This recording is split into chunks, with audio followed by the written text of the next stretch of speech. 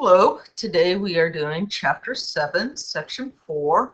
Our essential question today is how can you solve a polynomial equation? I'm sure you guys are just dying to know that answer. Well, we're going to use the zero product. Pretty much we know that anything, if you multiply it by 0, is 0. So if the answer is 0, one of those factors has to be equal to 0. So if I have 2x times quantity x minus 4 equals 0, I have two factors going on here. 2x, and it's being multiplied with x minus 4. One of those has to be equal to 0. So I take each one of those factors, set it equal to 0, and solve each one. So divide by 2, and you get x equals 0. Add 4, x equals 4. So my two roots, my two solutions are x equals 0 and x equals 4. For part B, and to check, you can always substitute them back into the original equation, and they will work out. For part B, I've got x minus 3 times quantity x minus 9. Take your two factors, set them equal to 0. Add 3 and you get x equals 3. Add 9, x equals 9. Sorry about that, I just sneezed. So my two roots are x equals 3 and x equals 9.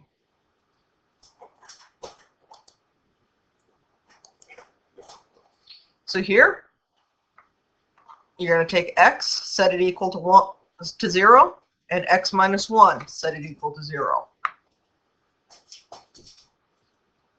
On number 2, you take 3t, set that equal to 0, and t plus 2, set that equal to 0. And you're going to get t equals 0, t equals negative 2. And on number 3, you take z minus 4, set that equal to 0, z minus 6, set that equal to 0. And you're going to get z equals 4, z equals 6. And if you notice, and I should have made a bigger point of saying it, all of these have to equal 0 in order for this property to work. All right, take a second, and let's talk about 2x plus 7, 2x minus 7. You take each one, set them equal to 0. It's just a little bit more involved this time. Add 7 to both sides, or I'm sorry, subtract 7, divide by 2. Here you're adding 7, subtracting 2, or dividing by 2. Sorry about that. I'm starting to get a little tired doing these videos. Say that one more time. Add 7, divide by 2. So your roots are plus or minus 7/2. On B, you've got the same factor, x minus 1. So I would usually only write it one time, x equals 1, and say it's a double root because it's happening twice. On C, take your factors, set them equal to each other, or set them equal to 0. Negative 1, positive 3, positive 2. All right, take a second. Try these on your own. Hit pause. When you're ready to check your answers, hit pause again. Set them equal to 0. Add or subtract 5. Divide by 3. Subtract 8. Divide by 5. Here, you've got a double root because it's happening twice. Negative 7. D equals 2. Negative 6. Negative 8.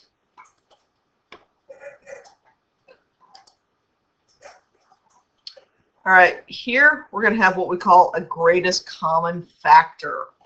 A greatest common factor is something that goes into both of them. We have two terms. We have 4x to the 4th and 24x cubed.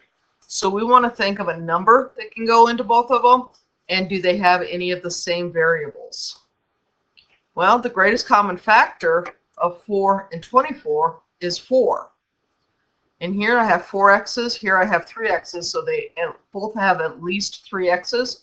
So the GCF, or greatest common factor, is 4x to the third.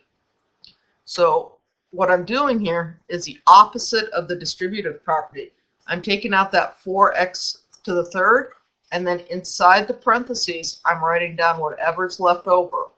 If I take out a 4x to the third, I'm left with just an x.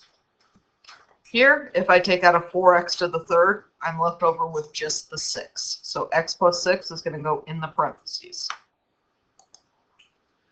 Try this one on your own. Let's see how you did.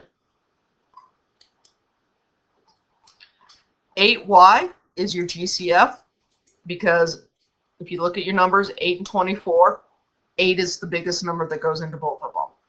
And they both have at least one y. You can always check yourself by distributing and see if you end up with what you started with. So this is why we need to know how to do this. On that first one, I want to solve that. I've got 2x squared plus 8x equals 0. Well, to start off with, I have a plus sign. It's not in factors. I've got 2 terms. It does equal 0, which is nice, but I'm going to factor out my GCF. Now I've got a factor times a factor. So I can take each of those factors, set them equal to 0, and you get x equals 0, x equals -4. What I want you to get out of that is you cannot set individual terms to 0. It has to be individual factors set equal to 0. So my roots, my solutions are 0 and -4. On B is a little bit more involved because first thing I notice is, hey, that's not even set equal to 0. So I need to subtract 15n from both sides. And then I need to get and factor that. So my greatest common factor, well, 3 goes into 6, 3 goes into 15. And they both share an n, so my GCF is going to be 3n. And I'm left over with 2n minus 5. Set each of those factors equal to 0, and then solve. So my roots are 0 and 5/2. All right, on these, you are going to have to factor out a greatest common factor and then solve. I'll give you a hint on some of these. On number 8, I'd probably factor out an a. On number 9, I would look for a GCF of 3s. And on number 10, your first step is going to be to subtract 2x. Hit pause, try these, and then check your answers.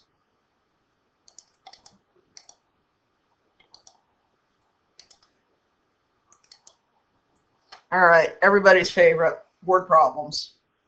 You can model, well, my favorite if I can speak, you can model the arch of a fireplace using the equation -1/9 times the quantity x plus 18 times the quantity x minus 18, where x and y are measured in inches. The x-axis represents the floor.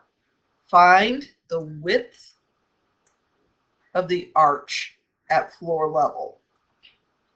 So what we need to do are find the solutions, the roots, the zeros. That's where it is crossing.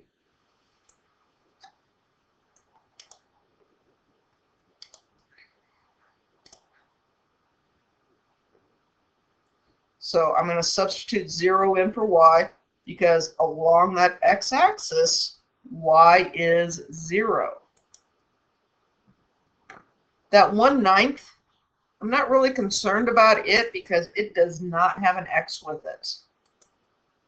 You take your 2 factors, set them equal to each other, and you get -18, +18. So I need to figure out what the distance between -18 and 18 is.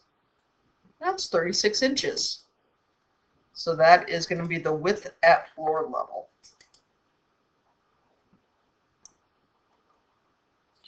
Try this one on your own. Let's see how you guys do.